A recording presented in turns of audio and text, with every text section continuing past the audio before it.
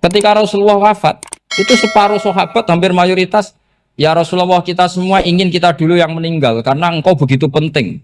Maka jangan meninggal dulu, kita yang meninggal. Kalau kita yang meninggal tuh gak apa-apa, tapi kalau engkau penting jangan meninggal. Tapi ada saja sahabat, lah tidak seperti itu. Saya suka Rasulullah meninggal dulu. Alasannya masuk akal. Biar Allah menyaksikan saya kama usaddikuhu hayyan usaddikuhu maitan. Allah biar menyaksikan saya iman kepada Nabi ketika masih hidup. Dan saya buktikan setelah mati pun, setelah meninggal pun, setelah wafat pun, iman. Jadi ternyata baisnya itu supaya orang tahu bahwa iman kita kepada Nabi itu iman yang super. Sehingga ketika beliau sugeng ya kita iman, setelah wafat juga kita iman. Kai usaddikuhu maitan kama usaddikuhu hayyan. Supaya saya mentasdikkan beliau setelah meninggal sebagaimana kita mentasdikkan beliau saat masih hidup. Dan ternyata Allah ridho dengan perkataan sahabat itu. Kenapa Allah ridho? Karena menjadi pelajaran bagi orang-orang yang ditakdir gak menangi Rasulullah SAW. Tetap mereka ini. Jangan kayak setan. Setan itu kurang ajar betul kalau iblis itu. Masyhur itu. Iblis itu nangis-nangis neng Nabi Musa. Iblis itu takutnya sama Allah itu luar biasa, sampean kalah. Iblis itu setiap ketemu malaikat karena dia ngerti alam gaib, mesti apa itu? Kama sali syaitani id qala lil insani kfur falamma kafara qala inni bari'um minka inni akhafu wa rabbal alamin. Jadi setan iblis itu paling sering bilang inni akhafu wa rabbal alamin karena iblis itu tahu surga, tahu neraka, tahu kekuasaannya Allah. Jadi takutnya sama Allah luar biasa. Makanya setiap dia mengajarkan kekafiran, setelah orang itu kafir gimana? Inni bari'um minka, inni akhafu wa rabbal alamin.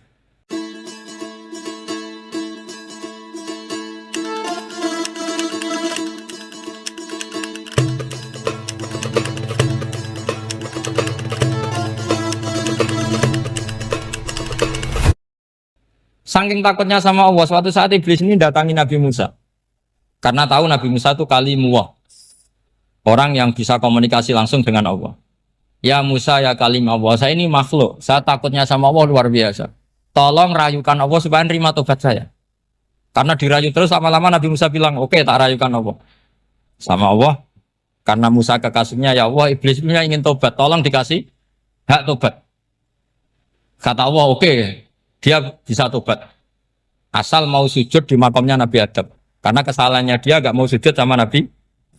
Semenang Nabi Musa karena ada cara untuk iblis menjadi tobat. Dikasih tahu sama Nabi Musa. Alhamdulillah kamu diterima tobatnya. Syaratnya apa? Sujud ke kuburannya Nabi Adam. Wah iblis atau aslinya terus. Asjuduhu maitan wa qatla asjuduhu hayyan. Oh zaman urip aku ora gelem, mbok wis mati. Oh dasar setan itu. Zaman urip aku ora gelem, wis mati mbok kon sujud. Kumat maksudnya terus ya sudah terus sampai sekarang akhirnya. Kalau sekarang tidak mungkin lagi karena nggak ada Nabi Musa. Jadi ijtihadnya sahabat melihat wafatnya Rasulullah itu beda-beda dan ternyata semuanya diridhoni Allah. Karena ternyata yang suka Nabi wafat dulu adalah ingin supaya umat Islam tetap mencintai beliau, iman sama beliau, tasdik sama beliau, sebagaimana tasdik zaman sugeng. Makanya kita harus mencintai guru-guru kita. Uhibbuhu maitan kama uhibbuhu hayyan. Saya sampai sekarang itu ya merasa Mbah Mun itu tidak meninggal. Saya masih merasa kalau bapak saya tidak meninggal. Karena kita mencintai beliau-beliau ketika hidup dan ketika wafat itu sama. Karena beliau-beliau sama kita juga seperti itu. Rasulullah itu ketika mendekati wafat, ya bahasa halusnya intaqala ila rafiqil a'la. Itu Nabi kalau ngedikan tuh rileks sekali. Hayati khairun lakum wa wafati khairun lakum. Cung aku nak uripku ya apik. Engko nak aku wis kapundhut ya apik. Fa amma hayati fali asunna lakum as-sunan. Sebagian riwayat fa innakum tuhadditsuna anni wa uhadditsu ankum. Kalau saya masih hidup, saya bisa mengajarkan kamu sunnah, mengajarkan kamu tradisi-tradisi yang benar. Dan ketika aku mati, ketika aku sudah wafat, maka saya jejer Allah. Kata Nabi, saya berdampingan dengan Allah, maksudnya dekat Allah. Tentu bila Kevin walan hisab.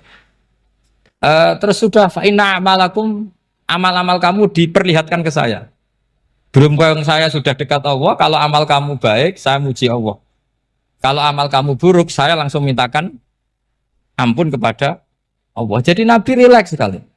Artinya saya hidup bagus karena bisa ngajarkan kamu as-sunan wa syara'i'. Kalau saya wafat karena saya dekat Allah, kalau kamu baik, saya muji Allah. Kalau kamu buruk, saya mintakan ampun kepada. Guru-guru kita juga seperti itu. Justru setelah wafat, beliau-beliau punya kesempatan dekat sama Allah, dekat sama Al-Malail A'la, sehingga mendoakan apa? Nah, terus kata Sayyid Muhammad, wala taqulu lima yuqtalu fi sabilillahi amwat. Kamu jangan pernah berkeyakinan atau berpendapat atau berkomentar kalau orang-orang yang mati fi sabilillah adalah berstatus apa? Mati, amwat. Kalah. Terus kata Sayyid Muhammad, hadza li amatis syuhada. Ketentuan ini bagi umumnya syuhada. Artinya gini, umumnya syuhada saja tidak berstatus amwat. Apalagi hadza Rasulullah sayyidus syuhada, sayyidul anbiya, sayyidul mursalin, tentu tidak pernah berstatus amwat. Ya saya ulang lagi ya, jadi zaman cara berpikir amatus syuhada, syuhada yang umum saja berstatus hidup, tidak boleh distatuskan amwat. Apalagi Rasulullah itu sayyidus syuhada, sayyidul anbiya. Maka status beliau pasti hayyun la yamut, pasti beliau itu hidup tidak.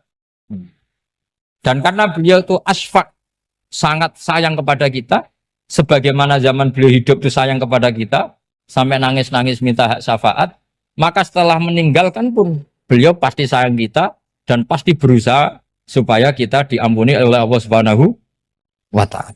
Sehingga ada sahabat yang tadi berpendapat kalau saya nggak masalah Nabi wafat dulu, supaya Allah menyaksikan saya usaddiquhu maitan kama usaddiquhu hayyan. Jadi ini cerita ya, cerita sudut-sudut pandang. Fikih itu penting sekali. Kata Sayyid Ali yang Shahibu Simtud Durar itu, wabihi qiwamus syariah, yang bisa mengawal syariat itu hanya fikih. Fikih itu ya kalau yang paling gampang untuk kita misalnya punya Fathul Qorib, Fathul Mu'in, Fathul Wahab. Tapi yang faham betul, mesti faham itu ngelotok setengah hafal. Jangan bawa kitabnya tok, sementing sekian semester terus selesai. Itu sama-sama dosa, itu dosanya ya dosa, mahasiswanya juga dosa. Karena sudah terlanjur sarjana agama, ternyata nggak bisa, itu kan mendingan ndak sarjana agama. Itu saya tak cerita sama Kiai Roba, itu ada fatwa kiai, kiai juga wali. Suatu saat ada penyanyi dangdut top terkenal di Indonesia itu nyanyi dangdut ya penyanyi ya dai, entah itu hakikat entah majas tidak tahu. Itu kiai itu fatwanya lucu, kalau kamu datangi dia pas main dangdut masih saya beri izin, tapi kalau datangi dia pas pengajian itu tak larang kan santrinya jadi eskal, ini pas pengajian dilarang, pas dangdutan kok malah dapat izin. Tapi bukan berarti halal ya, dapat izin. Dapat izin kan potensinya bisa karena dilarang lah ya tetap belerot. Terus suatu saat si santri ini setengah wali, tidak wali tapi setengah. Lama-lama itu memahami gurunya. Memahami gurunya ternyata sirinya begini. Kalau seorang penyanyi yang tidak pernah ngaji, kemudian ngomong agama, itu potensinya itu fadallu wa adallu, sesat dan menyesatkan. Tapi kalau dia sedang nyanyi dangdut, penyanyinya cowok loh, sama jangan bayangkan dangdut putri, enggak itu cowok sudah tua lagi. Jadi potensi halalnya ada lah maksudnya untuk, tapi tidak alat musiknya, orangnya. Tapi kalau dia nyanyi itu paling dosanya hanya nyanyi. Saya ulang lagi, murid tadi akhirnya paham kalau datangi pengajian itu artinya ikrar kalau dia seorang dai atau seorang yang layak ngomong apa? Agama. Itu lebih bahaya karena kita santri, apalagi kita doktor atau MM, terus ngekrori orang yang nggak jelas asal usulnya. Tapi kalau nyanyi kan nyanyi saja. Sehingga itu menjadi fikih. Bahaya terbesar dalam fikih adalah apa? Mengkaji fikih tidak dari ahlinya. Ya seorang lagi ya, mengkaji fikih tidak dari apa? Ahli. Nah, kenapa demikian? Begini, saya beri contoh. Ilmu fikih itu tentu pertama dari Rasulullah SAW. Kemudian bersanad sampai kita atau kita sampai Rasulullah.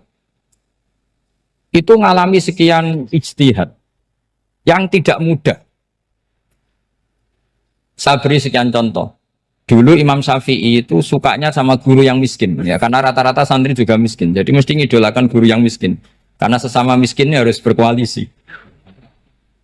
Tapi akhirnya gurunya Imam Syafi'i itu miskin sekali. Namanya Muslim bin Khalid Az-Zanji itu miskin, Sufyan As-Tsauri miskin, Sufyan bin Uyainah miskin. Setelah ngaji di Medina itu Imam Malik itu kaya. Pas itu Imam Malik sudah kaya. Setiap ketemu Imam Syafi'i dikasih uang. Sampai ketika Imam Malik itu bilang, kamu sudah alim, ilmu saya sudah habis, kamu ngaji sama yang lain. Sama siapa? Kata Imam Malik, orang yang sealim saya sudah meninggal, namanya Abu Hanifah. Tapi dia punya murid, namanya Muhammad bin Hasan Asy-Syaibani, kamu ke sana.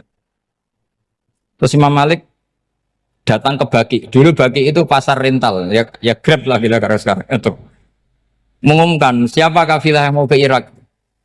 Kita ya Imam Malik, dibayari sama Imam Malik. Ini yang antar ke Irak, ke Muhammad bin Hasan Asy-Syaibani. Imam Malik mulai ngeper. Guru saya yang miskin tidak pernah nyangoni, guru-guru saya yang kaya sering nyangoni. Mulai memasalahkan kiai miskin, gitu. Kira-kira seperti itu mulai masalah. Setelah datang ke Irak, di Muhammad bin Hasan Asy-Syaibani itu si Muhammad bin Hasan Asy-Syaibani itu kalau ngitung uang itu di meja tamu. Jadi punya emas lantaan, punya uang. Kira-kira kalau Indonesia punya rupiah, punya dolar, dihitung itu di ruang tamu. Kata Imam Syafi'i, saya dengan Imam Malik saja nggak seret, ini lebih kedonyan lagi kiai. Ngitung uang itu di ruang tamu. Terus akhirnya si Muhammad bin Hasan Asy-Syaibani ini ahlul usul, dia pakar usul. Kamu heran sama saya? Iya, kiai kok kedonyan. Dia ngomong gitu. Tapi kata Muhammad bin Hasan Asy-Syaibani, kalau kiai tidak boleh kaya, itu tak kayak nawang fasik. Dan gue demenan, gue mabuk. Oh jangan, nanti dipakai maksiat. Tengjenengan mawon kersane digetoat. Berarti kiai oleh sugih, pun angsal-angsal. Semenjak itu jadi satu fikih bagi Imam Syafi'i. Ternyata kalau mengharamkan kiai sugih, berarti membolehkan yang fasik sugih. Kalau yang fasik sugih bisa dipakai i'anah alal maksiat. Semenjak itu mindset pikiran Imam Syafi'i rubah. Saking rubahnya sampai beliau berpendapat orang bisa beli Alphard, kok beli carry itu haram. Bisa jadi bupati kayak Pak Roba, kok jadi RT haram. Soalnya gitu. Bisa keren kayak Gus Bak, kok jadi orang pendengar haram.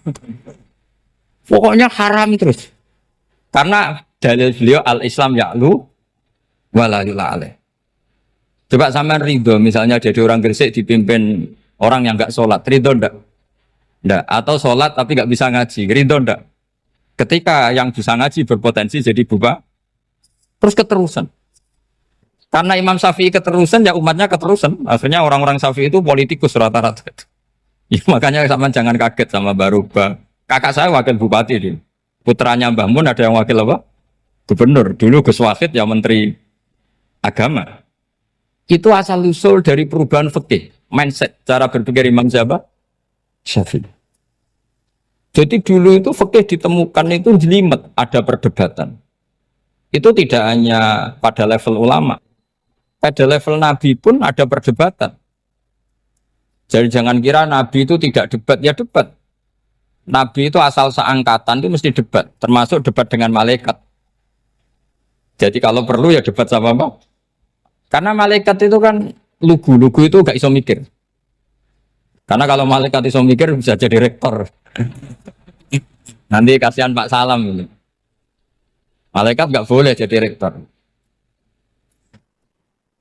Malaikat Israel itu gak tahu etika. Jadi beliau ketika mau membunuh, mencabut nyawanya Ibrahim datang, ya Ibrahim saya ini disuruh nyabut nyawa kamu. Kata Ibrahim, wah kamu itu pasti salah. Kamu tahu saya siapa? Saya ini Khalilur Rahman, kekasih Allah. Masa kekasih membunuh yang dikasih? Ini enggak benar, logika itu enggak benar. Pasti kamu salah. Karena Israel itu tidak bisa debat. Ketika ditanya, hal ra'aita khalilan yumitu khalilah, masa kekasih membunuh yang dikasih? Saya ini Khalilur Rahman. Masa Allah mencintai saya kemudian membunuh saya, itu logika agak bener. Tidak keliru, kamu itu keliru. Israel akhirnya terbang lagi. Ya Allah, katanya logika saya ini salah. Karena masa kekasih membunuh yang dikasih. Karena Israel nggak pernah sekolah, nggak pernah sekolah. Nggak bisa dia jawab. Akhirnya diajarin Allah. Dah kamu bilang gini ke Ibrahim. Hal ra'aita khalilan yakrahu ayyalqa khalila. Masa kekasih tidak siap ketemu yang dikasih. Dibalik logikanya. Akhirnya datang lagi ke Israel. Kata Allah begini. Masa jenengan kekasihnya tidak siap ketemu yang kau kasih. Oh ya oke, mati gak apa-apa. Jadi ilmu itu ngalamin perdebatan. Jadi saya datang murni karena Kiai Mas Buhin, bukan karena MC. Itu dosa besar kalau saya datang karena MC. Karena saya punya kewajiban yang lebih besar. Jadi yang bisa mengalahkan adalah a'dzama minhu, yang super besar kira-kira. Karena jelas ada riwayat inna min abaril birri silatar rajuli ahla wuddi abi. Ya, inna min abaril birri silatar rajul ahla wuddi abi. Di antara kebaikan yang sangat baik adalah seseorang menyambung teman bapaknya. Padahal sampean kan nggak mungkin teman bapak saya. Teman saya aja nggak mungkin, nggak level apalagi bapak saya kan. Jadi malah mohal itu. Saya berkali-kali cerita di mana-mana cerita, fikih itu harus dievaluasi. Karena ini masalah furu'iyah. Saya berkali-kali cerita di mana-mana cerita.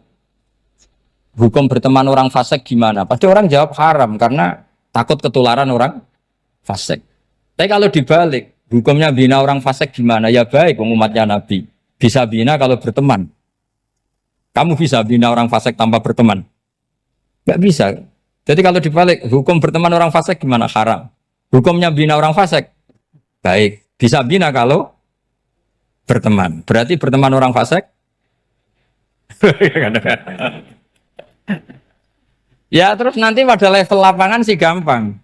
Kalau yang soleh membina yang fasik dan yang fasik ketularan yang soleh, maka ternyata kalau yang soleh ketularan fasik ya berarti ternyata buruk. Tapi kan hukum masa nunggu kenyataan kan, jadi nggak hukum. Di mana-mana hukum itu kan ada asumsi karena ini masalah ijtihad. Nah itu yang dilakukan para ulama kita. Jadi sampean harus mengkaji fikih secara detail karena tidak hanya kita yang khilaf. Nabi-nabi juga khilaf dalam menentukan dakwah ilallah. Wali-wali kita kayak Abdul Hasan Asyadili sama Sayyid Abdul Al-Haddad itu juga. Imam Ghazali ya khilaf. Imam Suyuti itu kalau ketemu Al-Qastolani itu saling tidak nanya, saking nggak cocoknya. Masyhur itu. Jadi ulama ora cocok. Bedanya nak saiki perkara partai. Kalau orang dulu enggak. Karena pakai asumsi. Pakai asumsi karena memang susah. Nggak misalnya memang tak bedai, tak beri yang di nggak misalnya ada orang rukuk kemudian kentut. Itu sholatnya batal apa enggak? Enggak, jawab saja. Enggak, orang sholat kemudian pas rukuk kentut atau kelihatan auratnya, sholatnya batal apa enggak? Batal. Itu keliru nih sampean, itu salah dosennya mesti itu. Pertanyaannya gini, yang dikatakan sholat itu kan aqwalun wa af'alun muftatahatun bitakbir muftatamatun bitaslim. Lalu ketika sampai ruku apa sudah namanya sholat sehingga kamu katakan batal? Namanya sholat aja belum kok sudah kamu katakan batal gitu.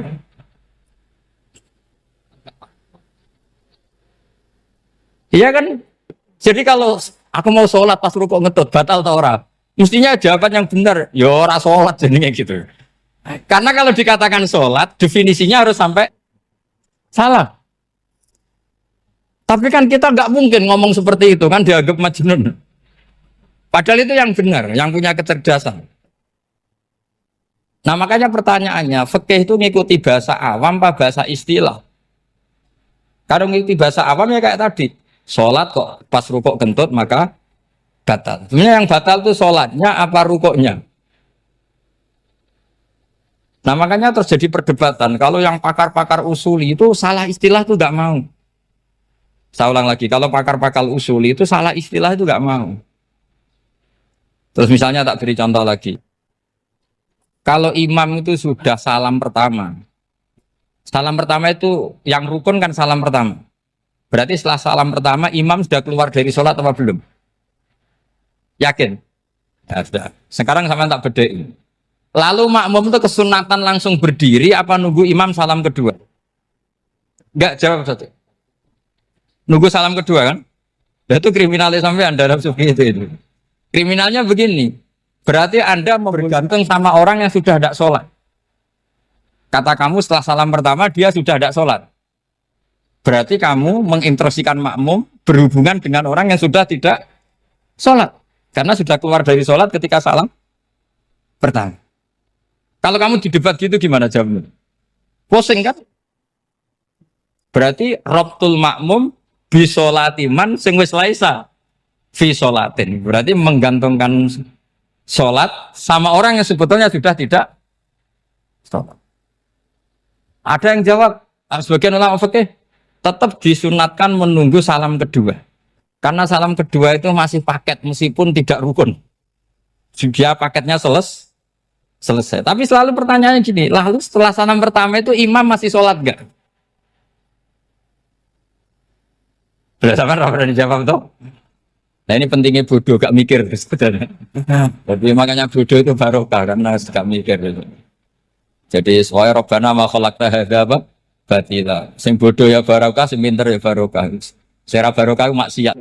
Serana barokah plus. Jadi ilmu itu harus mengalami satu gesekan karena logika itu bisa dibalik. Nah karena ilmu itu mengalami satu gesekan, satu logika yang bisa kayak iya kayak enggak. Sehingga jargon di dunia ijtihad itu begini. Ra'yuna shawabun yahtamilul khata' wa ra'yuka khata'un yahtamilus shawab. Pendapat saya benar tapi mungkin salah. Tapi pendapat kamu taruhannya salah dulu tapi ya mungkin benar. Jadi mustahid kalau kata mustahid itu lucu. Ngomongnya itu ra'yuna shawabun yahtamilul khata'. Pendapat saya tarifnya benar dulu tapi ya mungkin salah. Kalau pendapat kamu salah tapi ya mungkin benar atau mungkin bisa salah ya tidak tahu pokoknya mungkin benar. Nah kenapa demikian? Begini, di luar masalah tauhid, saya ulang lagi di luar masalah tauhid itu tentu ada masalah-masalah yang sifatnya ijtihadiyah. Ya saya ulang lagi yang sifatnya apa? Ijtihadiyah. Dan ijtihadiyah ini nggak pernah selesai karena muqtadul hal, konteks kesejarahan maupun konteks kesempatan itu tidak sama. Dulu kiai-kiai itu ngaramkan dasi, ngaramkan celana karena yang celananan yang dasinan itu penjajah. Sehingga mantas sababi kaumin bahwa minhu. Tapi lama-lama kiai-kiai itu ya pakai dasi, pakai celana. Ya karena dianggap sudah tidak mantas sababi kaumin bahwa minhu. Ini ngalami pergeseran. Semua istihad itu ngalami pergeseran. Lalu pertanyaannya begini, lalu istihad apa Gus yang permanen? Yang permanen ya istihad dengan alat apa? Istihad. Saya beri contoh misalnya begini. Nabi Musa itu yang ngalami istihad. Kata beliau karena kangen Allah, itu ingin melihat Allah karena kangen. Rabbi arini anzur ilai. Qala lan tarani walakin anzur ilal jabal. Ya sudah namanya orang kangen ya ingin melihat. Ya sudah gitu aja. Sehingga ahli ilmu kalam itu berdebat. Kalau kata ahli sunnah, karena Nabi Musa minta ingin melihat Allah, berarti melihat Allah itu jaiz, mungkin. Karena Nabi gak boleh bodoh meminta sesuatu yang mau hal. Maka antipatinya ahli sunnah terhadap pendapat Mu'tazilah itu antipati. Karena menurut pendapat Mu'tazilah, Allah itu qadim, Allah itu laisa kamislihi syai'un, sehingga gak bisa dilihat. Pertanyaannya adalah berarti Nabi Musa meminta sesuatu yang mau hal. Itu bodoh sekali sampai nggak tahu mana mau hal, mana apa jaiz. Makanya kata Imam Ghazali, masa Nabi Musa yang Nabi nggak tahu kalau melihat Allah itu mau hal. Sampai minta berarti nganggap itu jaiz atau boleh. Itu cara pandang orang-orang ahli sunnah apa? Wal jamaah. Tapi tetap saja sebagian ulama itu ya balelo. Yang kayak Mu'tazilah itu ya balik loh, cara berpikir Pokoknya itu karena kangen, bukan karena mungkin atau tidak mungkin. Jadi nggak mungkinnya tetap tidak mungkin. Terus mereka dalil la tudrikul absar wa huwa yudrikul absar. Nah, sudut pandang ini akan terus. Ada seorang wali ditanya, kalau kamu di surga ingin melihat Allah apa enggak? Jawabnya enggak. Kenapa ya? Kasihan Allah. Terus kenapa ya? Unazzihu dzalikal jamala an-nadhari misli. Saya tidak ridho Allah yang hebat, yang keren, kemudian sing delok di rumah aku wong resik. Koyo gak ngergani pangeran. Sebenarnya sing delok Allah ben golongane Nabi Muhammad, Nabi Ibrahim, kowe ora usah ngilangi keren. Maksudnya itu. Jadi ada ulama itu jadi wali kalau sholat itu karena di soft belakang. Tapi jangan ditiru. Itu kan nggak lazim ya. Lazimnya kan afdhalus sufuf as-saful awal. Ketika ditanya, kenapa kamu kalau sholat di belakang? Cek GR koyok wani suwan pangeran gak ngarep. Aku sungkan dadi kok gurih. Kalau sampean kan karena males bukan karena sungkan. Jadi itu artinya rasa ya. Makanya nggak bisa, nggak ada istihad itu tidak mungkin karena perasaannya orang itu beda-beda. Itu Sayyid Abdul Al-Haddad itu kalau ngendikan masyhur. Man da'a li dzalimin fil baqa faqad ahabba yu'sawwa fi ardi. Orang yang mendoakan orang fasik masih hidup, gak mati-mati, itu berarti suka kalau Allah dimaksiati di buminya. Wong fasik kelakuannya rak maksiat, nak mbok dongakno mari. Itu berarti kamu ingin Allah didurakani terus menerus karena si fasik masih hidup. Tapi kalau Abu Hasan As-Sadili cara ngendikan gini, kalimatnya persis. Man ahabba alla yu'sawwahu fi ardi faqad ahabba alla tadhara maghfiratuh. Orang yang ingin dunia ini steril, gak ada maksiat, maka sama saja berkeinginan tidak melihat luasnya maghfirahnya Allah. Sama-sama wali besar. Tapi cara pandang hubungannya dengan Allah seperti itu. Jadi mau tidak mau, istihad itu mau tidak mau. Makanya tidak usah dipertentangkan misalnya cara berpakaian, cara apa. Yang penting sesuai aturan Islam ya sudah. Karena ini urusan rasa. Urusan apa? Rasa. Itu Syekh Hasan Basri itu sering jagongan sama Robiah Hadawiyah. Itu secara fikih salah. Tapi pas itu ulama fikih ditanya, kenapa Anda tidak komentar terhadap dua wali besar yang sering ketemu? Andai kan semua santri seperti itu akan saya halalkan, karena nggak mungkin punya nafsu. Sehingga fikih dulu memang masih asli. Kamu lihat di takrib misalnya, lelaki melihat perempuan itu nggak boleh kecuali sekian alasan. Termasuk boleh itu litaklim karena mengajar atau lil muamalah. Ini yang mulai masalah. Ada warung kopi, penjaganya cantik, santri-santri ngopi. Ini lil muamalah kan kasus ini. Mau disalahkan tuh ada takbirnya. Mau dibenarkan ini jelas fasik kan, jelas fasik. Jelas fasik. Maksudnya sudah fasik sebelum itu ditambah itu, jadi fasiknya permanen. Nah pertanyaannya adalah, kalau kamu ngajar mbak-mbak, kemudian hafal yang cantik yang enggak, itu taklim lin nazar apa nazar li taklim? Itu taklim apa modus? Makanya kalau ngopi cari bakul yang cantik, itu muamalah untuk nazar apa nazar untuk muamalah? Loh kalau saya ngopi dengan kiroba pasti halal. Karena begini, berjalan saja, bareng capek, nggak tahu itu warungnya siapa, terus berhenti ngopi. Kebetulan bakulnya cantik. Nah itu mungkin halal, karena kan saya nggak milih-milih. Ingin ngopi kebetulan bakulnya cantik. Kalau kamu kan nggak apal daftarnya. Wah itu mesti haram itu, mesti haram itu. Karena berarti kan kamu menjadikan ngopi ini modus. Gue jaganin tak kok pangeran, do kok nazar, muamalah gusti muamalah. Itu mesti modus. Maka fikih itu harus dikawal oleh tasawuf. Kalau ndak, semua hukum fikih bisa diakalin. Makanya Imam Bukhari punya satu bab namanya Kitabul Khiyab. Bab mengkhilaf fikih. Beliau itu antinya sama Abu Hanifah itu luar biasa. Nggak ada ulama dibenci Imam Bukhari kayak Abu Hanifah. Masyhur itu. Untungnya beliau nggak menangnya Abu Hanifah. Kalau menangi geger terus. Bisa bahsul masail terus. Itu Abu Hanifah itu ulama yang suka khilah. Khilah itu ngerekayasa hukum. Misalnya begini. Saya ini puasa agak lemes. ujian agak lemes, apalagi kiai serapati di duit santri beling-beling lemes ini. Apa mangan itu kan, wah poso-poso kok mangan kan gak keren. Supaya saya bisa makan dan halal, saya bisa ngajak kiai Robai ya jalan-jalan, jalan-jalan nyari yang jarak 2 marhalah, ya sudah, terus bisa makan. Kalau ditanya Allah kok makan musafir. Jadi bolehkah insya safar menciptakan pergi demi untuk supaya boleh iftar? Boleh enggak cara jenengan? Enggak boleh, alasannya apa? Kan pergi. Perginya juga enggak maksiat.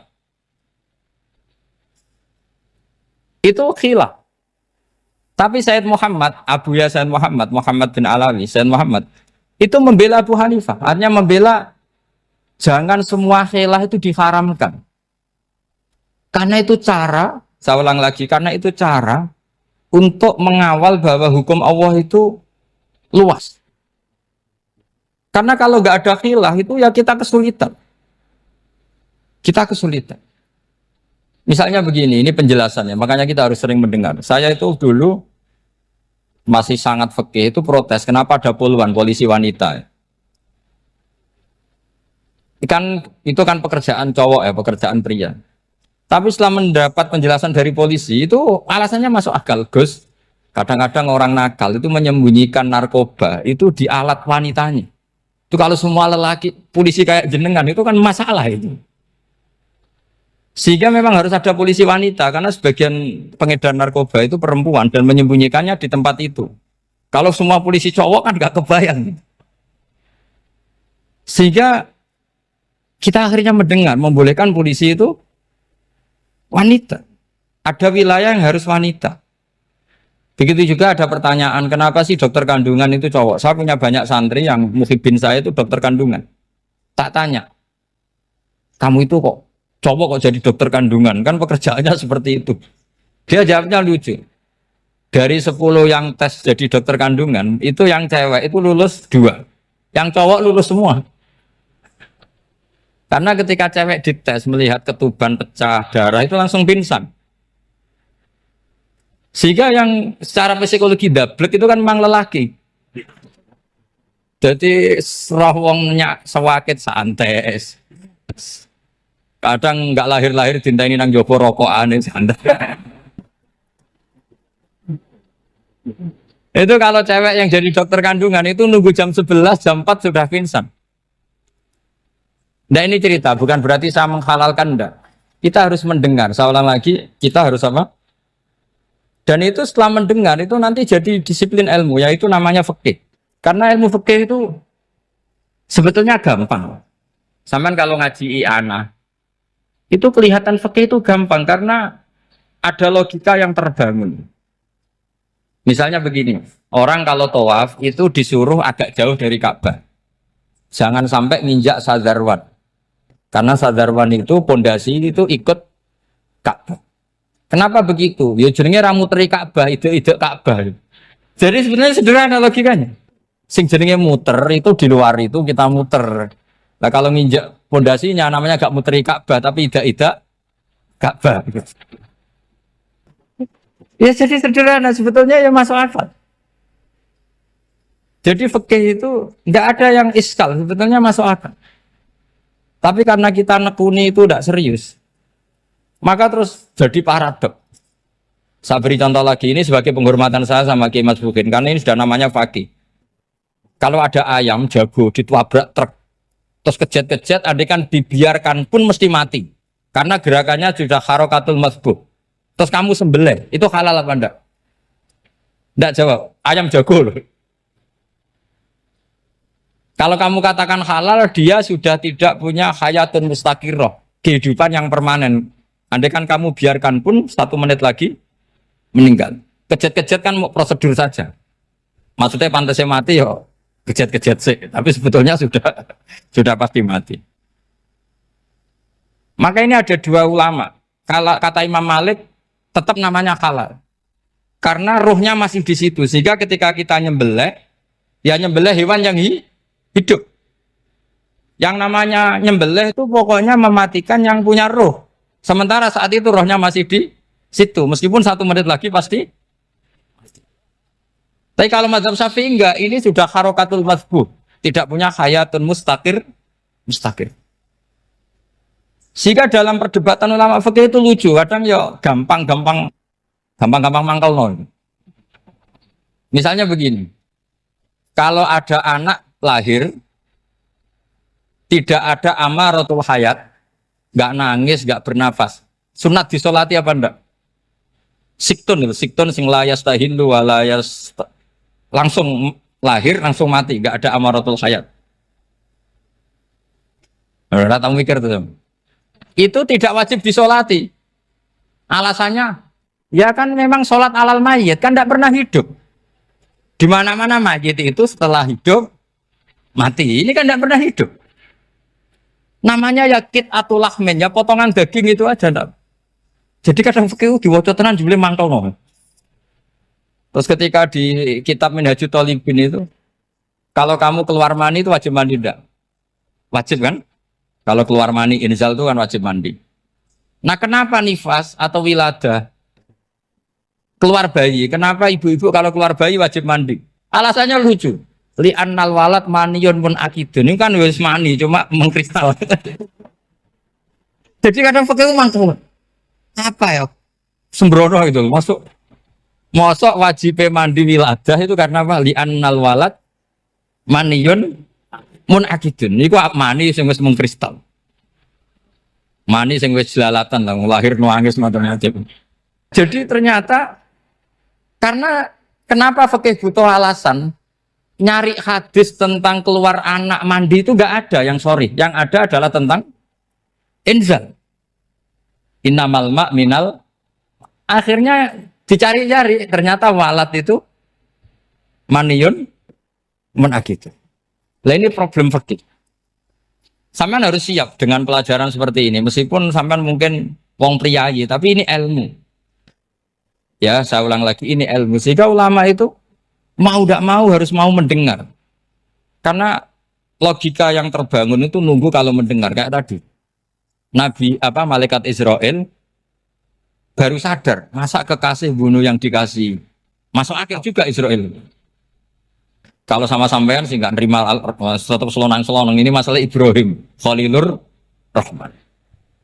Sehingga kita di alasan fikih itu harus kita dengar.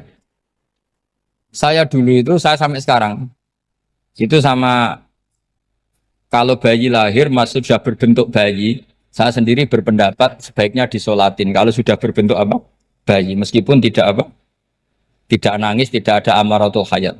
Kan yang digugurkan itu wajibnya, bukan masalah boleh dan tidak. Itu banyaklah perdebatan ulama di bab itu.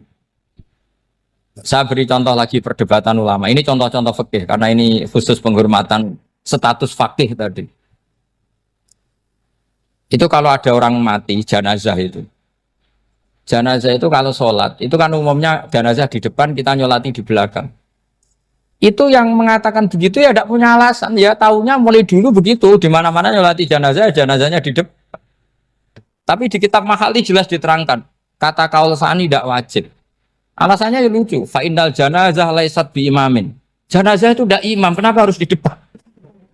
Kan kacau kan? Lo coba alasannya di depan apa? Dia ada imam kok. Nah barokahnya fikih itu sehingga kita melihat di Arab Saudi sekarang itu jenazah kan di belakang. Tapi kita tetap nyolati apa? Mayit. Kalau di Arab Saudi musim haji itu jenazahnya di kamar mayit, tapi kita nyolati. Itu satu-satunya takbir ya tadi fa innal janazah laisat bimanzilatil imam. Tapi jangan praktekkan nanti dia kepaliran sesat. Saya hanya cerita ilmu, jangan dipraktekkan. Kalau dipraktekkan masih jadi aliran sesat. Mono jenazah ning mburi imame kok ngarep aliran sesat. Sebetulnya bukan sesat tuh. Uji coba fikih. Ya karena tadi fa innal janazah laisat bimanzilatil. Bukti lagi kalau sampean sholat ghaib. Sholat ghaib itu misalnya mayitnya di Surabaya, boleh enggak sholat ghaib di sini? Terus jenazahnya di belakang kamu apa depan kamu?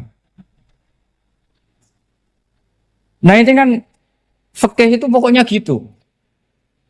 Makanya standar furu'iyah itu susah. Karena perdebatannya itu mirip-mirip, kayak iya, kayak tidak, kayak. Makanya dulu zaman sahabat, ada sahabat itu mencintai Rasulullah. Senengannya sowan. Bukti cinta sowan. Banyak juga yang sahabat bukti cinta Nabi itu tidak pernah sowan. Alasannya ganggu. Kenapa kamu jarang sowan Nabi? Saya sering jamaah sama Nabi, saya tidak pernah sowan. Kenapa? Ganggu. Biar Nabi kalau di rumah sama anak istrinya, saya tidak mau ganggu. Makanya saya termasuk kiai yang gak pati seneng disowani. Karena ya itu tadi. Kalau ngulang seneng saya, kalau disowani biasa saya. Kalau Kiai Roba itu nilai, nak pernah sepuh jadi rasuan nilai. Jadi beda, saya sering ditilii Kiai sepuh. Tapi bahasanya tentu tidak sowan, tapi nopo nilai. Kalau sowan itu maka kan nafkah itu seperti itu. Jadi ada disiplin, di situ ada disiplin ilmu. Yang kadang kita tidak cocok. Makanya Imam Syafi'i sendiri ngendikan, kadang beliau dengan gurunya, dengan Imam Malik sampai ngarang ikhtilafu Malik. Beliau punya data yang beliau itu sedang nggak sama dengan gurunya, yaitu Imam siapa? Malik. Karena mindsetnya itu beda. Tidak sampai misalnya saya tanya, sholat itu harus menghadap kemana? Tidak, jawab saja. Kiblat kan. Ukurannya apa coba? Namanya madhep. Wajah apa dada? Imam Syafi'i milihnya dada. Sekarang praktekkan dalam dialog keseharian. Saya jagungan sama Kiai Roba seperti ini, terus wajah saya begini, madhep enggak? Nah, itu masalah. Terus pertanyaannya, madhep dengan dada itu fis sholat apa fil qiyam?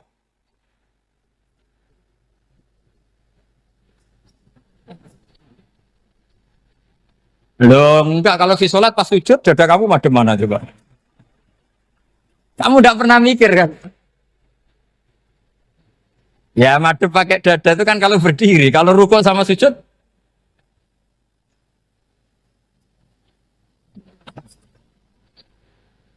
Nah itu ulama itu jelimet gitu. Makanya jarang yang menekuni profesi ulama itu. Karena menekuni proposal banyak, karena memang susah. Jadi ulama itu orang yang cara berpikir sudah aneh. Sehingga mereka detail. Maksudnya menghadap itu apa? Ukurannya kalau berdiri ya dada, tapi nggak bisa kamu katakan atawajjuh bisodri aturan dalam sholat, fikuli sholat. Pertanyaannya lah kalau rukuk sama sujud, dadanya menghadap kemana coba? Maka itu ilmu yang sudah jelimet. Nah ulama usul fikih, ulama yang nggak mau salah per detail hukum. Sehingga menurut Imam Rafi'i, misalnya kalau beliau ditanya sujud itu gimana ya, asal watul jabha ya sujud. Tapi kalau murid Imam Nawawi harus melibatkan 7 apa? Anggota, yaitu al-jabhah, wal yaden, warubaten, wal qadamen. Oke, Imam Nawawi kita ikuti. Tentu keseharian kita pakai Imam Nawawi. Yaitu berdasar hadis umirtu an asjuda ala sab'ati a'zumin al-jabhah, wal yaden, warubaten, wal qadamen. Berarti berapa? 7. Tapi pernah saya cek di kitab karangannya Imam Syafi'i, ketika beliau ngendikan saya suka kalau orang sujud itu melibatkan 7 anggota berdasar hadis ini. Tapi kata beliau wayahtami itu dan bisa saja sujud yang watul jabhah itu sudah cukup. Terus kata Imam Syafi'i, limada, karena Nabi ketika sujud itu hanya ngendikan begini, sajadalaka wajhi wa sam'i wa basori. Gak ada di hadis wayadi, warubati, wakodami. Ya sudah akhirnya. Nah itu sudut pandang. Terus gugatan kedua begini. Ada orang muslim yang sujud sama berhala. Untuk menjadi murtad itu harus 7 anggota apa cukup watul jabhah alal ardi? Untuk sah menjadi murtad itu. Untuk sah menjadi murtad cukup watul jabhah alal ardi harus 7 anggota. Untuk keabsahan murtadnya itu. Tidak jawab. Makanya ini tugas dosen-dosen ini meminterkan ini. Karena namanya sudah faqih. Faqih itu ahli faqih yang detail namanya faqih. Kalau ini mutafaqih. Jadi bukan tafakuha tapi tafakuha. Kayak tamarodon. Jadi wazannya nanti itu wal idhari ma laysa fil waqi'. Jadi ini bukan gojlok, ini memang marah saya ini. Jadi kalau sudah pakai gelar fakih, Harus fakih betul. Nah, mohon kalau mengkaji fikih itu harus detail. Minimal takrib itu setengah hafal. Supaya konstruksi ilmu itu utuh. Saya sama lagi konstruksi ilmu itu. Karena ilmu itu mesti ada yang apa ya? Ya rodok setengah salah itu, tapi disalahno ora kena. Ndak sampean tak bedheki, nak pancen bener langsung tak angkat jadi rektor. Nak bener tuh. Coba rukun sholat pertama itu apa coba? Rukun sholat pertama. Niat. Niat sama berdiri dulu mana? Ayo niat dulu baru berdiri, apa berdiri dulu baru niat? Berarti niat sama berdiri dulu mana? Rubah kan? Artinya kita mau bilang tartib, urutannya niat, berdiri, takbir nggak bisa. Yang dikatakan niat itu apa? Qasdus syai' muktaronan bifi'lihi. Berarti niat sama takbir harus bareng apa urutan? Bareng. Terus dengan qiyamnya urutan apa bareng? Bareng apa urutan? Loh enggak, kalau urutan berarti takbir dulu, duduk, baru berdiri. Nah maka seperti ini itu mau tidak mau kita salah. Dikatakan tartib ya salah, dikatakan serentak ya salah. Cuma karena kita bodoh, gak tahu mikir itu, alhamdulillah kan di situ itu. Lu coba niat sholat loh, niat takbir qiyam dulu man. Niat takbir qiyam dulu mana coba? Dulu qiyam. Nggak ada kitab yang mengatakan arkanus sholat awaluha. Oh, jaga kitab kriminal maksudnya. Makanya ngendikane ulama-ulama di Sarah-Sarah, mau tidak mau sebagian istilah itu tasamuh itu terus tiga gampang ngono kok repot. Karena kita tidak bisa detailnya. Coba misalnya puasa. Puasa Ramadan itu wajib apa? Tabi itu niat, nginep no niat. Sing darane nginep itu umure lama apa enggak? Lama kan? Sekarang sebelum 2 menit kamu baru niat, sah apa enggak? Sah. Itu sempat nginep apa enggak 2 menit itu? Enggak sempat kan? Jadi ilmu itu makanya kata ulama-ulama pokoknya ilmu itu mesti ono unsur tasamuh. Tasamuh itu ya tiga gampang. Apa? Tiga gampang. Misalnya Imam Syafi'i berpendapat mashu ba'dir roksi. Itu kata beliau walau sya'rotan fi hadir roksi. Meskipun satu rambut asal masih di wilayah kepala. Tapi kalau rambut itu dikeliwir, dibasuh di sini nggak sah. Karena sudah keluar dari batas apa? Kepala. Imam Syafi'i cara berpikir kan yes ngene iki jenenge basuh sirah. Tapi cara Abu Hanifah enggak. Ya enggak, yang namanya megang kepala itu ya minimal 1/4. Masa gitu dikatakan megah. Lalu ulama usul fikih itu berdebat. Sesuatu itu sesuai masodaknya. Masodak itu yasduku alaihi kada. Yaitu ini tadi saya cerita ke Ibu Khen tentang ngaji Jamul Jawame. Ini ilmu yang di Jamul Jawame. Sesuatu itu ukurannya mayasduku alaihi kada apa dengan takrif definisi. Misalnya gini. Sholat itu batal dengan makan. Kalau kamu sholat makan batal enggak? Enggak, jawab saja. Batal. Itu satu upo apa satu piring? Enggak, jawab saja. Satu upo sudah batal. Sekarang bab makan di ngormat tamu. Cong tamuku keimangan. Iku sak upo apa sak piring?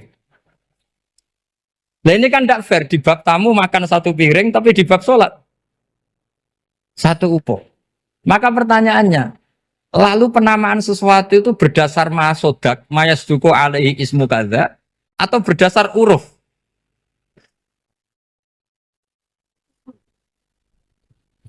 Ukurannya apa coba? Maka terus jadi perdebatan. Nah ini di sini ini pentingnya ulama karena ya sekarang saya bedai sekarang. Cengkeh itu wangi apa enggak? Kategorinya cengkeh. Wangi kan? Kalau orang bikin kue tar pasti pakai apa? Cengkeh. Pakai wedang ronde supaya manis. Apa wangi dikasih apa? Cengkeh. Nah itu saya berkali-kali cerita. Pernah mau dipikirkan orang Islam itu nggak boleh rokok karena dianggap pakai apa? Mewangi karena ada apa? Cengkeh. Tapi terus didebat. Kalau gitu berarti orang Jumatan sunat rokok. Karena Jumatan disunatkan pakai pewangi. Wah itu kan akhirnya tuh wah iya repot ya. Jadi kalau cengkeh kamu kategorikan wewangen, yang orang ikhram nggak boleh rokok karena pakai cengkeh yang wangi. Konsekuensinya orang Jumatan sunat rokok karena berarti di masjid pakai apa? Pewangi. Kan sesat semua. Jadi itu ilmu. Makanya selain fikih mateng, itu ada ilmu yang namanya usul fikih. Usul fikih itu yang neliti itu. Mayas duku alaihi kada. Jadi yus ngono iku darani ngono. Saurang lagi. Ngono iku wis darani ngono. Ora perlu roh detail. Ya, saya ulang lagi. Wis ora perlu roh detail. Makanya Abu Hanifah itu misalnya basuh wajah. Wis berketeluk ngene iki basuh wajah. Nek Imam Syafi'i kan detail. Mimba ini mana bitis syari sampai ila somahe uzunehi ila zakon. Terus mana bitis syari Imam Syafi'i nambah apa? Ghaliban. Kenapa ditambah ghaliban? Karena kalau orang budak mana bitis syarinya di sini. Jadi itu fikih. Jadi fikih itu jelimet. Padahal kita ini nggak pernah berpikir secerdas Imam Syafi'i, tapi akhirnya ya mikir juga. Agak ditambah ghaliban, mana bitis syarinya orang budak kan? Sini. Terus sekarang perdebatannya, orang budak basuh maskur roksi di sini sah enggak? Karena tadi itu wajah apa kepala gitu. Kan jadi bingung gitu. Ya makanya ini mukadimah saya supaya sampean apa lebih disiplin belajar apa? Fikih dan setidaknya didiskusikan lah kitab-kitab Minhajul Thalibin atau kitab-kitab Mahali. Karena di situ nanti ada perdebatan.